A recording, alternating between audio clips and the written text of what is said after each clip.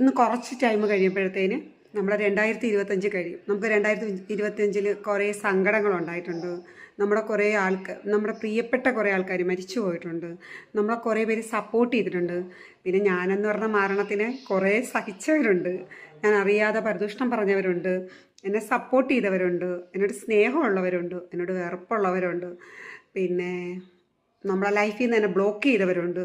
കുറേ സങ്കടവും സന്തോഷവും എല്ലാം സഹിച്ച് ഈ 2025 തീർന്ന് ഇന്ന് രാത്രി 12 മണി കഴിയുമ്പോൾ 2026 സ്റ്റാർട്ടാവും.